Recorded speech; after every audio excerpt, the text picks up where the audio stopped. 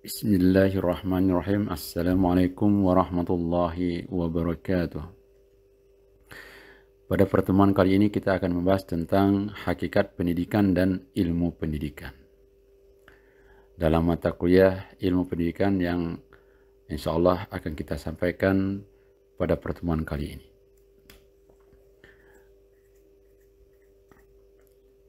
Apa itu ilmu? Kita ketahui bahwa ilmu pendidikan itu terdiri dari dua kata, ilmu dan pendidikan. Untuk pertama kali kita bahas adalah definisi ilmu. Secara bahasa itu berasal dari bahasa Arab. Al-ilm. Definisinya yang artinya mengetahui. Namun secara istilah, banyak definisi sebenarnya tentang ilmu itu sendiri. Tapi yang saya ambil di sini ada satu definisi yang sangat bagus, yaitu ilmu secara istilah mengetahui sesuatu dengan hakikat yang sebenarnya berdasarkan pengetahuan yang pasti. Kita mengetahui sesuatu benar-benar yang kita ketahui itu sesuatu tersebut, bukan sesuatu yang lain. Misalnya, sholat. Apa itu definisi sholat? Apa itu sholat? Memang yang kita kaji adalah, yang kita ketahui adalah tentang sholat, bukan puasa. Begitu pula dengan yang lain. Konsep ilmu itu sendiri misalnya, atau konsep pendidikan itu sendiri. Apa itu pendidikan? Maka kita bahas berikutnya definisi dari pendidikan. Jadi kita ketahui bahwa arti atau definisi dari pendidikan itu adalah memang hakikat pendidikan yang kita sampaikan, bukan yang lain. Pendidikan didefinisikan oleh beberapa ahli. Yang saya kemukakan ke sini ada dua ahli. Yang pertama, menurut Sumadi Surya Brata, pendidikan itu adalah usaha-usaha dari orang yang lebih mampu dalam hal tertentu untuk mempengaruhi orang lain untuk kepentingan kemajuan orang yang bersangkutan. Di sini jelas yang memberikan tekanan di sini adalah orang yang lebih mampu. Ini tekanan penting dari definisi pendidikan yang dikemukakan oleh Sumadi Surya Brata. Dari orang yang mampu, artinya profesional, ahli. Seperti kita ahli dalam bidang masing-masing. Yang PIAUD, ahli dalam pendidikan anak usia dini. Yang PAI, ahli dalam pendidikan agama Islam. Jadi dari orang-orang yang mampu yang diberikan kepada orang lain. Dan tujuan akhirnya adalah untuk mengembangkan, untuk kemajuan dari orang yang dididik. Orang yang bersangkutan yang akan dididik. Sementara itu menurut Pavlov, pendidikan itu adalah pembentukan dari yang lebih baik ke keadaan yang lebih baik lagi. Sebenarnya manusia itu baik, pada hakikatnya memiliki potensi baik. Lantas dididik agar lebih baik. Itu menurut Pavlov. Sementara itu dalam Undang-Undang Sistem Pendidikan Nasional kita nomor 20 tahun 2003 itu juga dirumuskan tentang apa itu pendidikan. Antum bisa baca di Undang-Undang nomor 20 tahun 2003 tentang Sistem Pendidikan Nasional atau Sisdiknas. Disebutkan di sana bahwa pendidikan adalah usaha sadar dan terencana untuk mewujudkan suasana belajar dan proses pembelajaran agar peserta didik secara aktif mengembangkan dirinya untuk memiliki kekuatan spiritual keagamaan, pengendalian diri, kepribadian, kecerdasan, akhlak mulia, serta keterampilan yang diperlukan dirinya, yang diperlukan masyarakat dan bangsa dan negara. Itu rumusan pendidikan yang ada di dalam Undang-Undang nomor 20 tahun 2003. Dan di sini lebih ditekankan pada dunia pendidikan. Sementara sebelumnya tidak harus di dunia pendidikan, definisi secara umum. Tidak harus di institusi pendidikan. Pendidikan itu bisa di luar. Makanya dalam sistem pendidikan kita juga dibagi menjadi 3, yaitu sistem pendidikan yang berkaitan dengan non-formal, informal, dan formal. Non-formal maknanya adalah lembaga-lembaga yang bukan di pendidikan tingkat pendidikan, jenjang-jenjang pendidikan yang ada, misalnya dari SD, MI, ya, SMP, MTS, atau dan seterusnya ke atas. Yang non pendidikan itu seperti kursus, bimbingan belajar, dan yang sejenisnya.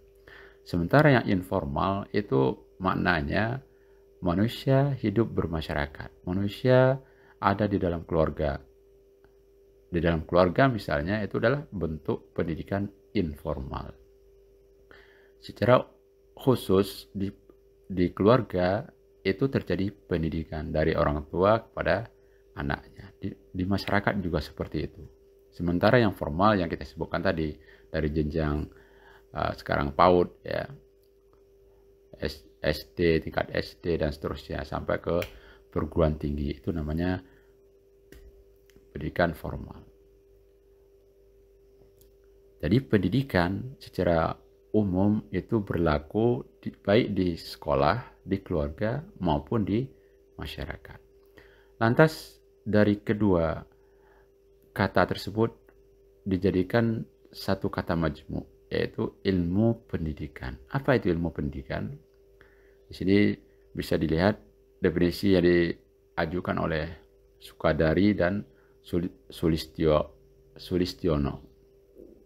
Dia menyebutkan bahwa ilmu pendidikan adalah kompleks pengetahuan tentang gejala-gejala pendidikan yang menjadi pedoman dan cita-cita agar tujuan pendidikan dapat tercapai secara efektif dan efisien. Ini sekali lagi kita arahkan definisi ilmu pendidikan itu dalam lingkup pendidikan formal. Karena kita akan terjun ke pendidikan formal menjadi guru. Jadi kita bawa definisi dari ilmu pendidikan itu ke ranah pendidikan formal. Cita-cita atau tujuan pendidikan kita itu telah dirumuskan dalam Undang-Undang Nomor 20 tadi. Berbagai macam tujuan yang ingin kita capai dengan adanya lembaga-lembaga pendidikan formal yang ada di negara kita.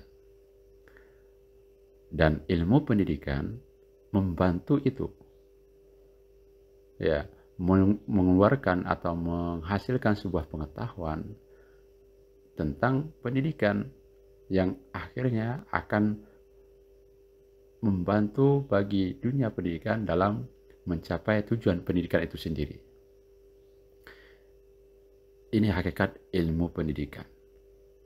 Lantas, ilmu pendidikan sebagai sebuah ilmu itu kan memiliki syarat yang mesti dipenuhi oleh sebuah rumpun ilmu. Fisika misalnya sebuah ilmu. Apa syarat dia disebut sebagai ilmu? Begitu pula yang lain. Dan ilmu pendidikan sebagai sebuah ilmu itu harus memenuhi 3 syarat, 3 karakter umum. Yaitu pertama, syarat objektif. Yang kedua adalah syarat kondisional. Dan masing-masing syarat umum ini ada rinciannya. Untuk syarat objektif, rinciannya adalah objek itu sendiri, objek yang kajian, objek yang dikaji oleh sebuah ilmu itu. Nanti kita akan bahas di slide berikutnya tentang objek sebuah ilmu. Kemudian ada metodenya. Untuk mengkaji objek itu, bagaimana, apa metode yang digunakan? Dalam kajian ilmu ada metode-metode, misalnya metode penelitian yang dibawa ke penelitian, misalnya ada metode kualitatif dan kuantitatif. Lantas untuk mengumpulkan data sehingga bisa disimpulkan bahwa penelitiannya seperti ini, maka ada alat pengumpulan datanya atau teknik pengumpulan datanya. Apa tekniknya? Dalam sebuah ilmu pendidikan juga menggunakannya, yaitu ada tes dan non-tes. Tes bisa bentuknya tes tulis, tes lisan, bisa juga bentuk tes IQ misalnya, tes kepribadian. Itu contoh-contoh tes yang bisa digunakan dalam kajian sebuah ilmu. Begitu pula dengan ilmu pendidikan. Sementara yang non-tes itu bentuknya bisa angket, laporan diri, ada formulir yang diberikan sehingga ditulis, diisi formulirnya. Itu bentuk non-tes, metode yang digunakan dalam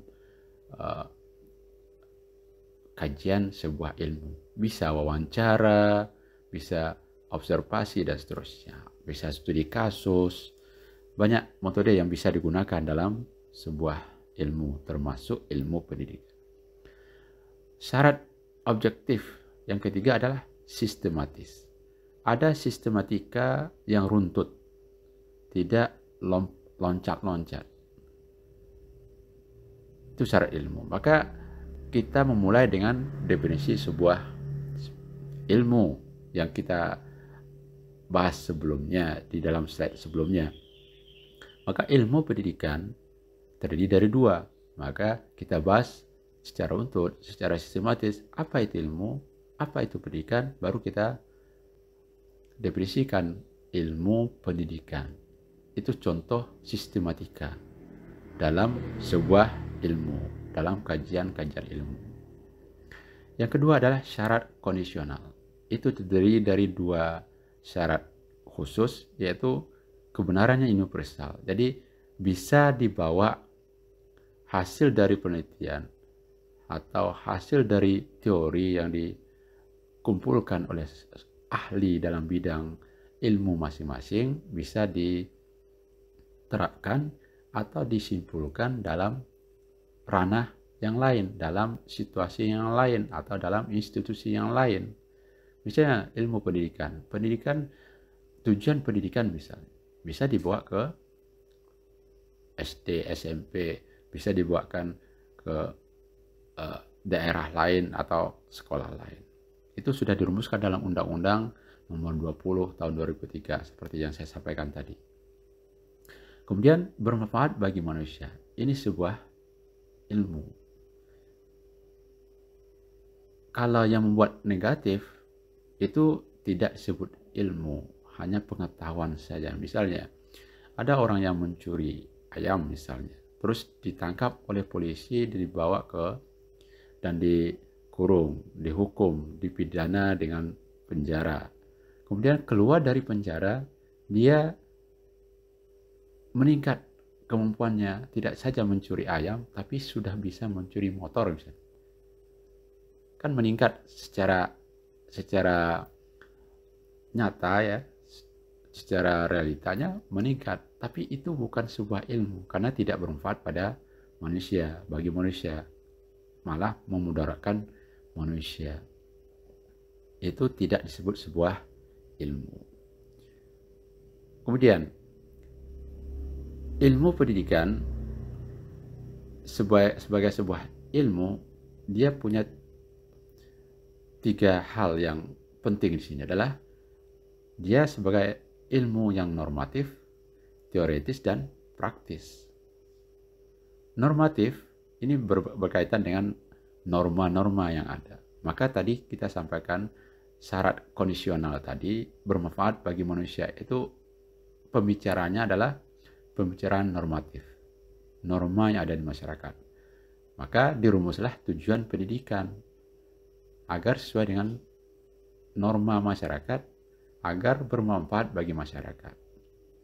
Misalnya di Undang-Undang Nomor 20 Tahun 2003 tersebut dijelaskan bahwa salah satu atau beberapa tujuan dari pendidikan itu adalah agar siswa bertakwa, beriman, berakhlak mulia, dan seterusnya.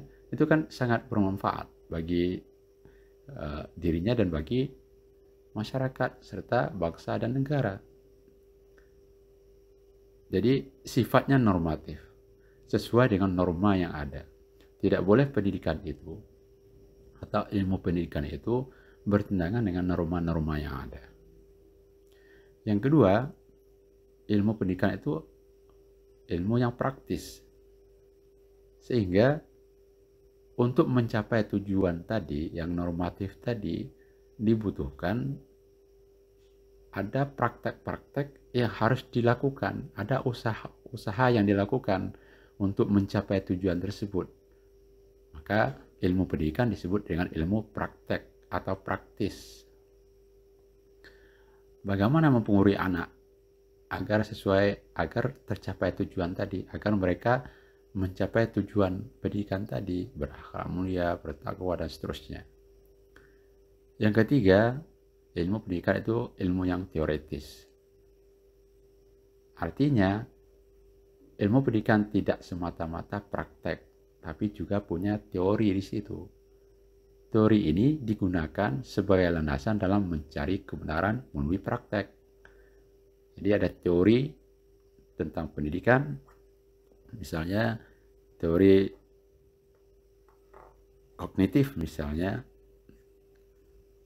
teori perkembangan kognitif bisa digunakan dalam praktek pendidikan. Di sana dijelaskan bahwa tahap-tahap perkembangan kognitif pada anak itu ada 4. Maka ketika kita mengetahui teori ini, maka bisa digunakan di dalam proses pendidikan.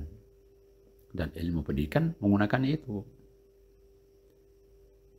Kemudian, cabang-cabang dan ilmu bantu pendidikan, jadi sebenarnya bisa dibagi menjadi 3. Pertama adalah ilmu agama.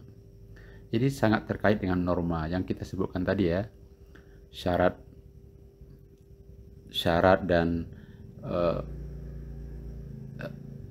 sifat dari ilmu pendidikan itu sendiri adalah normatif. Maka ilmu agama sangat penting dijadikan sebagai cabang atau ilmu bantu dalam ilmu pendidikan. Kemudian yang kedua adalah ilmu jiwa atau psikologi. Jadi ada ilmu jiwa umum, ilmu jiwa perkembangan, ilmu jiwa sosial, dan ilmu jiwa pendidikan atau psikologi pendidikan. Itu diajarkan pada orang-orang yang akan melakukan pendidikan. Maka ilmu pendidikan sangat terbantu dengan ilmu psikologi atau psikologi itu sendiri. Yang ketiga adalah ilmu humaniora. Humaniora, walaupun sebenarnya psikologi itu sendiri masuk ke humaniora, di sini kita lebih khususkan. Pada humaniora, kelompok humaniora itu adalah sosiologi, ekonomi, hukum, antropologi, dan sejarah. Jadi kelima-lima ilmu ini sangat penting digunakan dalam ilmu pendidikan. Kemudian secara umum tadi sudah kita jelaskan tentang bahwa ilmu pendidikan itu adalah ilmu yang normatif, praktis, dan teoritis. Sifat-sifat ilmu pendidikan itu juga tercakup 3 hal tadi.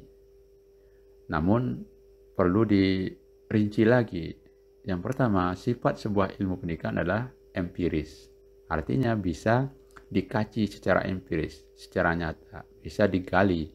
Karena ketika kajian sebuah ilmu, seperti yang kita sebutkan pada awal-awal slide, bahwa ada metode di situ. Metode yang digunakan, misalnya wawancara, observasi, dan seterusnya, secara empiris bisa dilakukan. Secara nyata bisa dilakukan, bisa dikumpulkan data-datanya. Itu sifat ilmu pendidikan yang pertama. Yang kedua adalah rohaniyah. Artinya ada kandungan-kandungan psikologis di sini. Maka kita dibantu oleh ilmu psikologi tadi untuk mengkaji kejiwaan manusia, gejala-gejala jiwa manusia. Kemudian normatif sudah kita terangkan tadi berkaitan dengan norma-norma yang ada di masyarakat. Secara teoritis juga sudah mencakup di pembahasan di slide sebelumnya. Kemudian historis, ilmu pendidikan harus dikaji sejarah munculnya sebuah pendidikan di Indonesia misalnya. Munculnya undang-undang tentang pendidikan, kurikulum yang selalu berubah misalnya, itu kajian dari historis. Itu salah satu sifat dari ilmu pendidikan. Kemudian yang terakhir adalah praktis, yang kita sebutkan tadi dipraktekkan di dunia pendidikan atau di institusi pendidikan. Untuk membedakan ilmu pendidikan dengan ilmu-ilmu lain, misalnya ilmu pendidikan dengan pendidikan agama Islam misalnya, atau membedakan antara ilmu pendidikan dengan ilmu kimia misalnya, itu bisa dilihat dalam dua hal atau dua objek. Yang pertama objek material dan yang kedua adalah objek formal.